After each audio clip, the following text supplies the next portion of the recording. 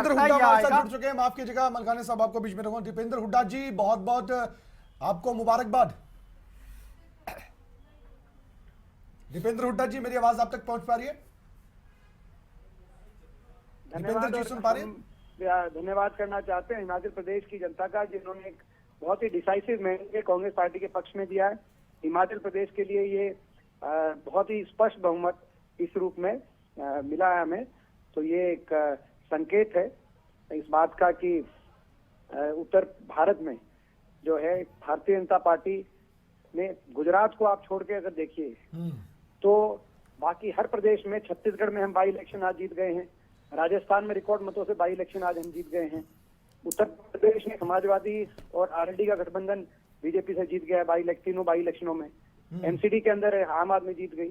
तो गुजरात को छोड़ के सारे प्रदेशों में और हिमाचल में हमारी सरकार बनी है। हर प्रदेश, कोई कोइंसिडेंस नहीं हो सकता, यानी कहीं ना कहीं एक डिस्कनेक्ट भाजपा का जो है कैंडिडेट का डिस्कनेक्ट गुजरात छोड़ के हर प्रदेश में एक डिस्कनेक्ट रहा। और जैसे 3 प्रदेशों में हमारी हम बाई इलेक्शन में सरकार हमारी बनी है, तो हमें खुशी है इस बात। एक उम्मीद पर तो पानी फेर दिया 5 साल के लिए। कांग्रेस मुक्त भारत का नारा बीजेपी देती थी, लेकिन हिमाचल प्रदेश में आप आ गए, एक सुगढ़ संकेत है 2024 के लिए।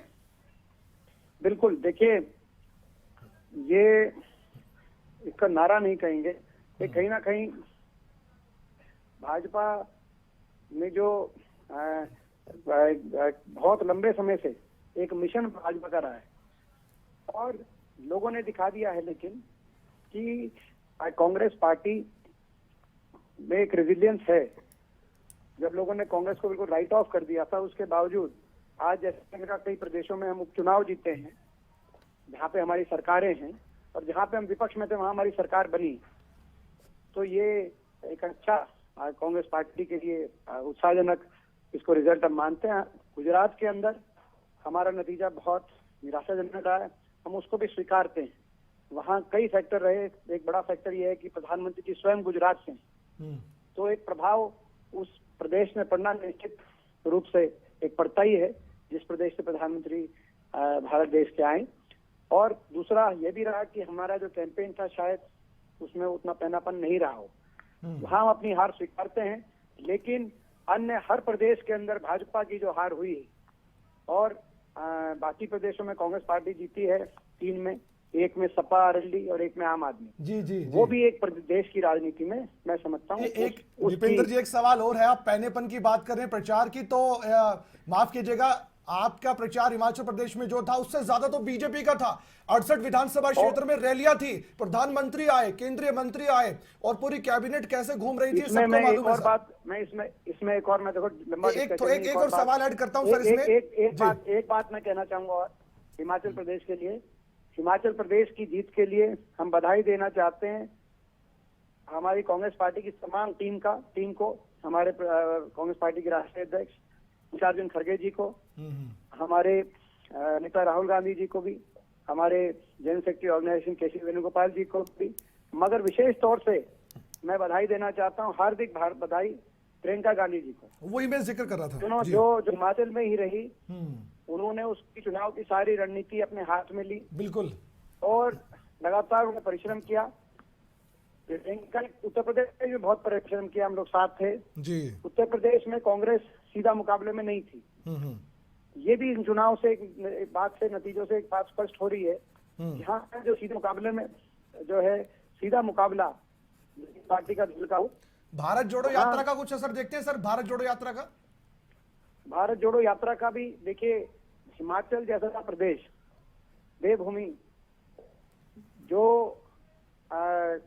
जिसको मैं समझता हूं कि जिस हिमाचल प्रदेश में जहां माइनॉरिटी वोट बहुत ही कम हो, जैसे हरियाणा में बहुत कम है, हिमाचल में बहुत कम है, और इस प्रकार की देवभूमि में ये संदेश जाना, तो इसका एक बात स्पष्ट है, जो लोग ये कहते थे कि कांग्रेस के प्रति नेगेटिविटी है, आज 40 सीट कांग्रेस हिमाचल में जीत गई है। तो कहीं ना कहीं इस भारत जोड़ो यात्रा से कांग्रेस की विचारधारा को लेकर जो एक जो है हमारे प्रदर्शन जैसे पहले रहते थे उसको लेकर एक आकलन किया जाता था। चलिए आप मानते हैं कि कहीं ना कहीं भारत जोड़ो यात्रा का, दीपेंद्र हुड्डा जी, असर रहा क्या हिमाचल में, आप मानते हैं क्या 2024 में हरियाणा विधानसभा चुनाव में मानते हैं कि इस यात्रा का असर रहेगा? ये नतीजे जो आपको हिमाचल में मिले हैं, क्या उसका असर हरियाणा पर रखेगा? हरियाणा को लेकर उम्मीदें बढ़ी हैं, जगी हैं? देखिए, हरियाणा में जैसे मैंने कहा, हिमाचल में भी जो आकलन किया जा रहा है वहाँ 25% एससी वोट है। वो उसमें कांग्रेस को बहुत बड़ी तादाद में जो है एससी वोट मिला है। हरियाणा के अंदर भी जब ये आदमपुर का उपचुनाव हुआ था तब हमने यही कहा था कि 52,000 जो हमारी वोट आई थी, जी। आश्चर्यचकित सरकार हो गई थी। उस समय हमने कहा था हर एससी बूथ पे हम जीते थे।